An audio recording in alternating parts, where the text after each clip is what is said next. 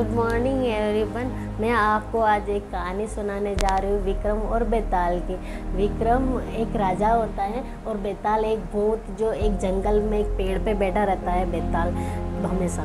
तो फिर एक रोज़ाना विक्रम वहाँ से गुजरता है और बेताल उसे एक कहानी सुनाता है और उसका लास्ट में सही जवाब मांगता है। तो उस एक दिन फिर से विक्रम वहाँ से शेयर करने के लिए गुजर रहा था, वॉकिंग करने के लिए। तभी बेताल आता है, उसके कंधे पे बैठता है और उसे फिर से एक कहानी सुनाता है। तो इस कहानी में वो बोलता है कि तुम कहानी का सही जवाब दोगे तो मैं तुम्हें जिंदा जाने दूंगा यहाँ से, और वरना मैं तुम्हें इसी जंगल में मार दूंगा। तो विक्रम बोले सुनाइए। तो फिर बेताल कहानी सुनाने लगता है।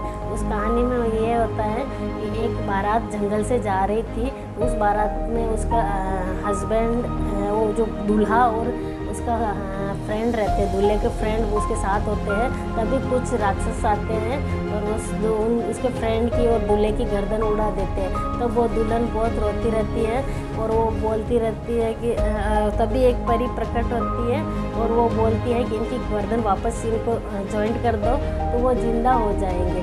तो वो दुल्हन वही करती है, पर वो बाय मिस्टेकली वो गर्दन दूल्हे की गर्दन फ्रेंड के धड़ से लगा देती है और फ्रेंड की धड़ की गर्दन दूल्हे के धड़ से लगा देती है। तभी फिर जब दोनों जिंदा हो जाते फिर वो शॉक्ड हो जाते क्योंकि वो एक्सचेंज हो गए थे धड़। तो फिर बाद में विक्रम फिर बेताल स्टॉप हो जाता है और बोलता है, विक्रम को बोलता है बताओ अब वो दुल्हन किसके साथ जाएगी? उसके दूल्हे के फ्रेंड के साथ जाएगी, जो सर है उसके साथ जाएगी, या फिर जिसके उसका सर है मतलब किसके साथ जाएगी? धड़ वाले के साथ जाएगी।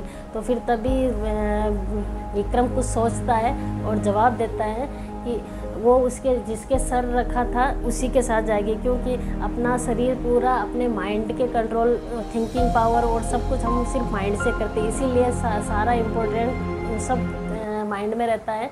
तो वो जिसके सर है, उस दूल्हे का सर जिसके धड़ पे लगा है वो उसी के साथ रहेगी और उसी के साथ उसकी लाइफ स्पेंड करेगी। तो इसका सारांश ये निकलता है कि हमें अच्छा सोचना चाहिए और अच्छा थिंकिंग रहना चाहिए और हमेशा पॉजिटिविटी का इन्वायरमेंट क्रिएट करना चाहिए, क्योंकि जितना सारा कुछ अपने माइंड के अकॉर्डिंग ही होता है और हम उसी के ऊपर डिपेंड होते हैं।